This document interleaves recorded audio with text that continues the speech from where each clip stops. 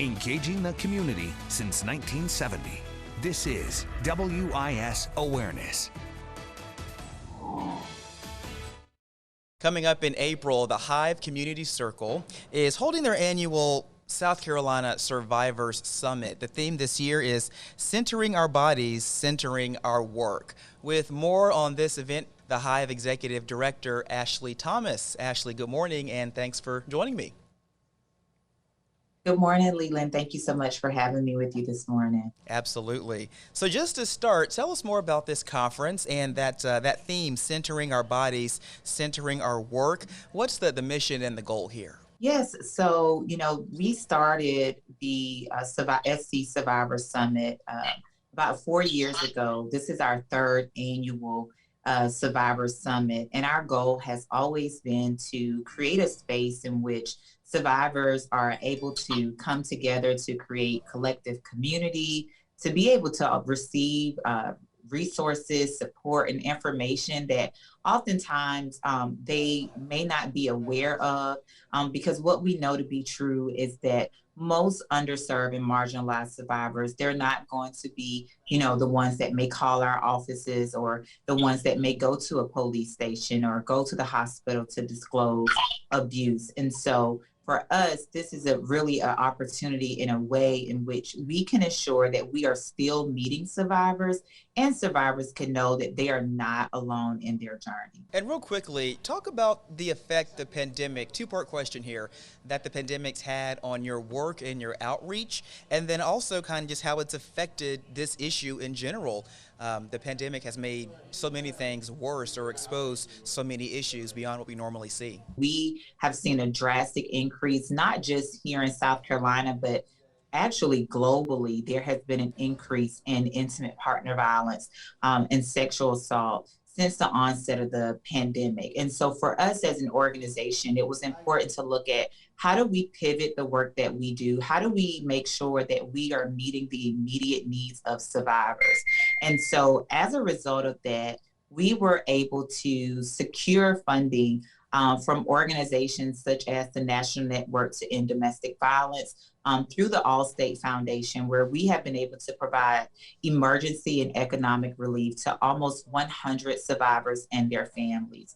That has included, relocation support, utility support, also being able to provide food security to survivors.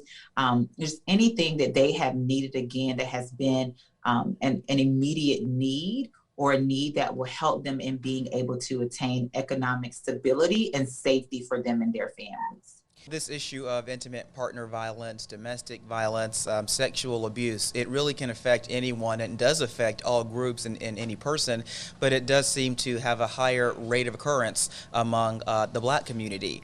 Is there any specific reason you can point to as to why that is, and maybe the work that's being done to have that not be the case? Unfortunately, Black women from the ages of 15 to 35 are, domestic violence is the leading cause of homicide. And so, I think that there are definitely a lot of barriers that oftentimes influence higher rates of domestic violence. We know that there is an unfortunate lack of trust as it relates to the relationship with law enforcement. We also know that there are higher levels of violence where poverty exists. And so there are cultural things that I believe that contribute to those higher rates, but it's also looking at the historical relationship that exists, not just between law enforcement, but the criminal justice system, looking at our policies and our laws and how those things continue to, unfortunately, oppress and perpetuate a system of oppression among underserved communities, such as Black and brown women. 1 in 15 Black women who have experienced sexual assault will report it. Just 1 in 15. I mean, that is, I don't know, quite sad. It's alarming, as I already mentioned. Why is that the case that so few of these cases are reported among this population? Absolutely, again. And so a big part of that is that oftentimes when Black women have gone forward to disclose, they have been approach with victim blaming, and so therefore questioning them or treating them in a way that places them to blame for the abuse that they have experienced. So they're oftentimes not believed. And then as well, there are, as I shared, cultural things. We know that unfortunately within our community as well, that we have more work to do around talking about sexual assault and intimate partner violence, and making sure that we have these conversations so that regardless of what age the individual is that experiences it, they know that within our community, they can come forward and they can get the support and the help that they need. 41% of women in South Carolina will experience this, and 17% of men. Well, there are actually oftentimes you have even less males that may come forward, and because it's a stigma that's really attached to men experiencing intimate partner violence or even sexual abuse. And so there's a great need to also make sure that we are creating spaces in which men know that they too can come forward and report the abuse that they have experienced, or the domestic violence or intimate partner violence that they may be experiencing. I think at the end of the day, what both individuals want, whether you are a man, or whether you are a woman, or someone that is a part of the LGBTQI community, is that you want to be believed, you want to be supported. There are oftentimes so many other barriers and things that are in existence in a person's life on why they may not come forward. They could be risking their own life when they come forward. They could be risking their financial security. They could be receiving threats that their partner is going to take their children away from them. So there are so many factors that go into, again, survivors coming forward and getting the support that they need, but also choosing to leave, the abuser when they're in this type of situation.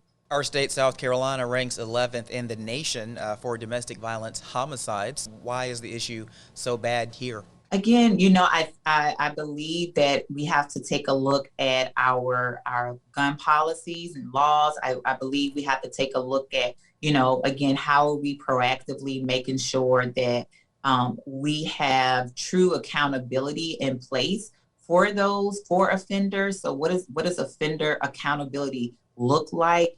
Again, looking at how are we making sure, even within our criminal justice system and within law enforcement, that we are responding to calls of domestic violence through a trauma-informed lens, and really, again, making sure that we are responding, not just seeing something as a physical altercation, but again, how do we ensure that individuals are able to be safe within their home and within their community.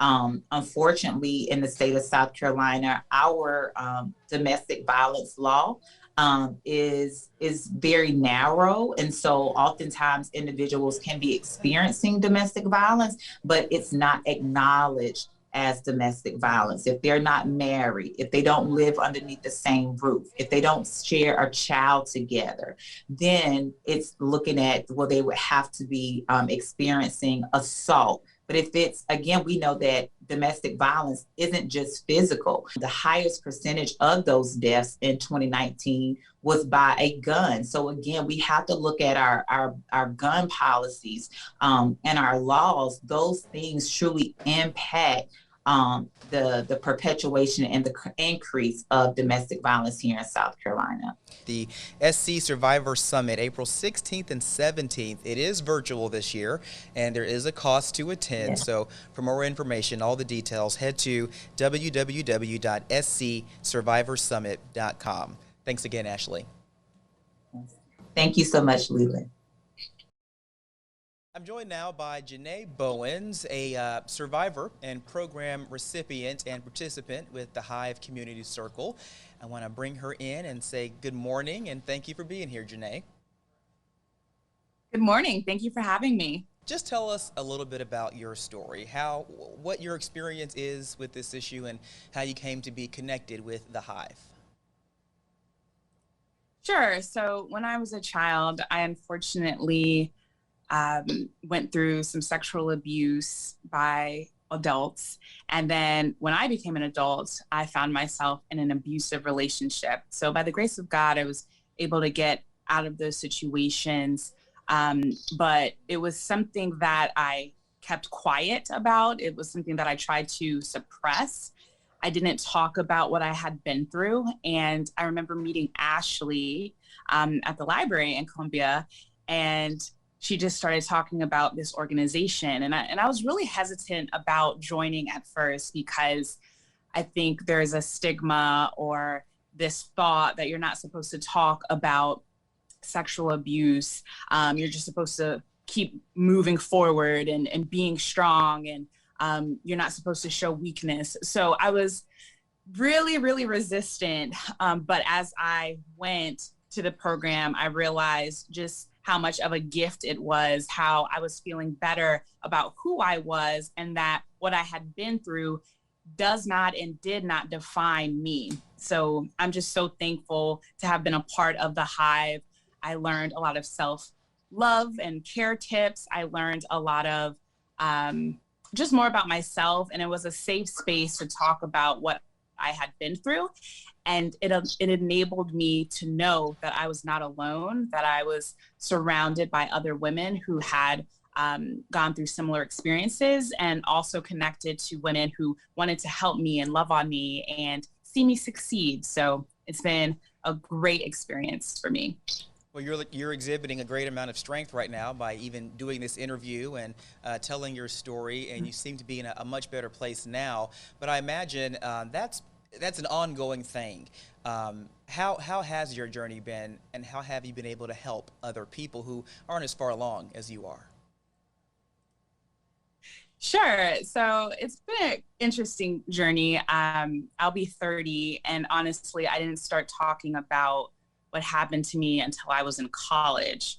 And I think I felt stained. I felt like there was something wrong with me, that it was my fault that I had been through what I've been through. And so I had very low self-esteem, just really didn't have a high view of myself.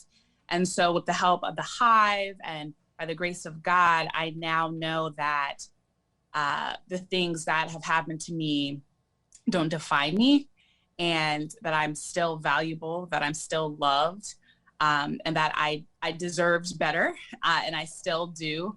And it's a story that I just now became comfortable telling, but I realized that there's a lot of women and even young men that have been through similar experiences, and they need to know that it is okay. You know, a lot of times it is not your fault. Most times it is not your fault.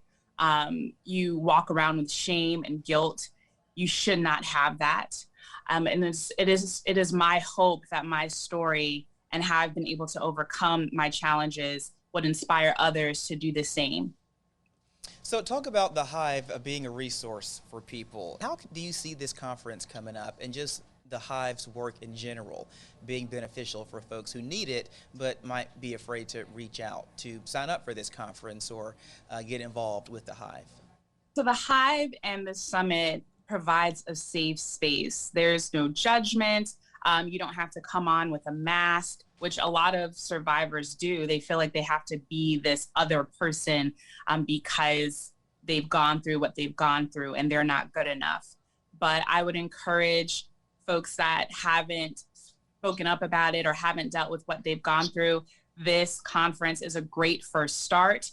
It's a great way to get encouraged. It's a great way to learn about the resources that are available to you. It's a great way to know that you are not alone, and that you are loved, and that you can push forward and move forward. And this doesn't have to keep you bound. It's not something that you have to be ashamed of. I know a lot of times when you try to go maybe to your family members or friends, they don't know how to talk about it. They don't really know what to say. But this conference and the Hive, there are folks there that are well equipped to talk about what you've been through, and to kind of analyze and dissect what's been going on, and will be able to provide you with resources and encouraging words to push you forward and to move forward. So if you were like me and were afraid to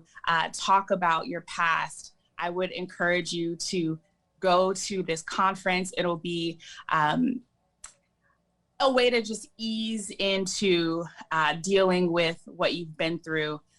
But it's going to be a lot of fun. There's all sorts of activities and speakers, and it'll just be a great time.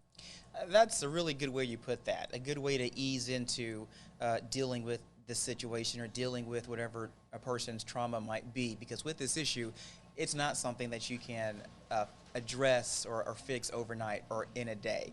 It takes a lot of time, and sometimes even years. So just talk, well, I guess most times it takes years. So just talk about that process, why it's important to take it slow.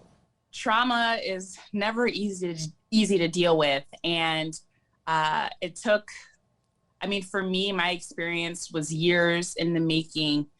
So it's not something that's going to be easily fixed. You just can't put a Band-Aid on it and everything will be healed. It's very important to be sensitive with yourself, to be careful with yourself. It's something that you don't know how to deal with really, but small steps are still steps and they should be celebrated. And as you take those small steps and you keep going, before you know it, you look back and you're a happy, healthy, and whole person, and better off than where you were when you first started. So if the first step is reaching out to the Hive and just having a conversation about what they offer, that's a great step to celebrate. If the second step is actually going to the conference, that's a great step. And just kind of see where you go from there, one step at a time, one day at a time. And before you know it, you are better off and you're able to openly talk about it and realize that your story can help others. Thanks so much, Janae. It's coming up April 16th and 17th again. For more details, head to scsurvivorsummit.com. We'll be right back. And welcome in this morning. Everyone at the South Carolina African American Heritage Commission is getting ready for a big event this year, postponed from last year, but they are finally able to make it happen. It is the Preserving Our Places in History Awards program. And so with more on that, I want to bring in Don Dawson. She is one of the many organizers involved in this and also the executive director of the Wegoja Foundation. Good morning, Don. Good morning. How are you? Very well. Thanks for being here. Real quickly, give us an overview about the awards program and kind of the road from last year to this year and getting things rescheduled. So the awards program is going to be virtual this year. We usually have it, at, like most programs, at a hotel ballroom or a setting of some kind. And we invite speakers and keynotes and things like that. But of course, coronavirus interrupted and disrupted a lot of things. So 2020, we didn't hold it at all. So we decided this year we were going to do both years' ceremonies at once, but it's going to be all virtual by Zoom, and people have to register online. If they go to the Wegoja website at wegoja.org, one of the first things you can click on is a registration form for the award ceremony, and it's free. It's the Preserving Our Places in History Awards. What does that mean? That means that we are recognizing people who have done an outstanding job, we believe, in preserving and promoting African American history in South Carolina, especially undertold stories or exemplary achievements of promoting and preserving African American history. So we have a variety of awards. We have an individual award. We have Trailblazer Awards. We have organizations awards for organizations that have done a good job promoting and protecting African American history. We have what we call Lifetime Achievement Awards, and a student award, and a South Carolina Legislator Award. So we have about 9 awards to give out, and we just want to recognize as many people as we can, because a lot of work is being done in South Carolina, and we want to make sure people understand that, number one, and number two, that the people who are doing this work get the recognition they deserve. And we will give all of the nominations recognition, but only a few of them will get the award. Most of the people who are winning are people who have done significant things for their communities or for the state overall. And it's a variety of projects and variety of things that they've done. So it's I'm trying not to give away too much, but yeah, I want people to register and find out all of the winners, because the stories are great. Yeah. The stories are fantastic. Now, I'll give away just one. And I checked ahead of time, and I was told you're aware of this. But you are one of the recipients this year. You were selected by your peers, and you're being honored as Commissioner of the Year for 2020 for your commitment to the South Carolina African American Heritage Commission. What does it mean to you to be honored by your peers this way and represent all the folks you've worked with in receiving this award? Yeah, well, I am flattered. I don't consider myself a historian, so I don't consider myself the brilliance among us. The brilliance among us are the people who read and research all of the stuff that it takes to know African American history, and who know it deeply, and who don't understand sometimes why we don't do more with this volume of information, because it's so important. So I don't consider myself the highest achiever among us. I don't consider myself the brilliance among us. But I do think I can lend a hand. What I can bring to the table is something that can tie it all together and put it into the general consumer market, so that more people can understand the depth and the richness of this culture. And I'm not doing anything any more than people have done in the past, because they have been doing this for decades. But it's my turn, and I can do it. I can stand on the shoulders of the people who came before me, and I can make that happen even more, hopefully. Well, congratulations to you, and we'll certainly have to wait and see who the other honorees will be at this event coming up, the 2020 South Carolina African American Heritage Commission's Preserving Our Places in History Awards ceremony. Don Dawson, Executive Director of the Wegoja Foundation in South Carolina, and one of the organizers of this great event coming up. Thanks so much for your time, Don. Thank you for having us, Leland. I appreciate it.